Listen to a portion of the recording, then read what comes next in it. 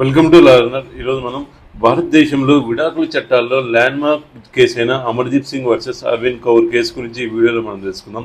1994లో అమర్దీప్ సింగ్ మరియు అరవింద్ కౌర్ వివాహం చేసుకున్నారు. వారికి 2 పిల్లలు. కానీ 2008లో వారి మధ్య విభేదాలు పెరిగి వారు వేరుగా జీవించడం ప్రారంభించారు. 2015లో ఇద్దరు కూడా ఒక ఒప్పందానికి వచ్చారు. విడాకులు తీసుకోవడానికి మ్యూచువల్ కన్సెంట్ ఇచ్చారు. అమర్దీప్ సింగ్ 2.75 కోట్ల అలిమనీ చెల్లించడానికి, పిల్లల కస్టడీ తీసుకోవడానికి అంగీకరించారు. కానీ ఒక సమస్య, హిందూ వివాహ చట్టం సెక్షన్ 13B(2) ప్రకారం మ్యూచువల్ కన్సెంట్తో విడాకులు పొందేందుకు 6 నెలల వెయిటింగ్ పీరియడ్ తప్పనిసరి. ఈ కాలాన్ని వదిలించుకోవాలని వారు సుప్రీంకోర్టును అభ్యర్థించారు. కారణం, 8 సంవత్సరాలుగా వేరుగా ఉన్నారు, రాజీలు అసాధ్యమని వారు నొక్కి చెప్పారు. నెక్స్ట్ ఇక్కడ ప్రధాన ప్రశ్న ఏంటంటే 6 నెలల కాలాన్ని భారత రాజ్యాంగం ఆర్టికల్ 142 కింద మినహాయించవచ్చా? సుప్రీంకోర్టుకు ఈ అధికారం ఉందా? ఇక్కడ పార్టీల వాదనలు ఏమిటంటే, అమర్దీప్ ఆర్టికల్ 142 ప్రకారం అసాధారణ పరిస్థితుల్లో ఈ కాలాన్ని మినహాయించవచ్చని ఆయన కోరాడు.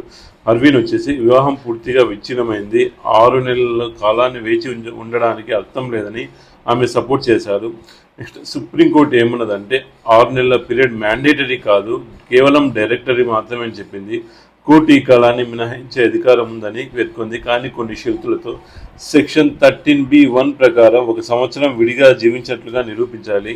మధ్యవర్తిత్వం, రాజీ ప్రయత్నాలు విఫలమయ్యాయి, అలిమనీ, పిల్లల కస్టడీ వంటి సమస్యలు పరిష్కారమైనవి. 6 నెలలు వేచి ఉండే కేసులు మరింత జటిలమవుతాయి. ఈ షరతులు పాటిస్తే కోర్టు ఆర్టికల్ 142 కింద కంప్లీట్ జస్టిస్ చేయడానికి వీలుంది. నెక్స్ట్ ఈ జడ్జిమెంట్ ఎందుకు ముఖ్యమంటే, మ్యూచువల్ కన్సెంట్ విడాకులకు స్పష్టత, 6 నెలలు తప్పనిసరి కాదని స్పష్టమైంది.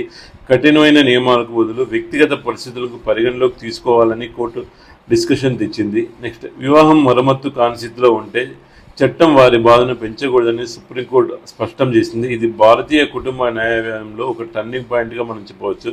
ఫ్రెండ్స్, ఈ కేసు మనం ఏం నేర్పుతుందంటే, చట్టాలు కఠినంగా ఉన్న న్యాయం సాధించడానికి ఫ్లెక్సిబిలిటీ ఉండాలి. వివాహాలు విచ్ఛిన్నమైతే ఈ ప్రక్రియలో ఉన్న వారి బాధను పెంచకుండా చూడాలి. మీరు ఏమనుకుంటున్నారో ఈ కేసుపై కామెంట్ రూపంలో తెలియజేయండి. ఇంకా ఇటువంటి అంశాల కోసం please subscribe my channel. Thank you for watching video. జై హింద్.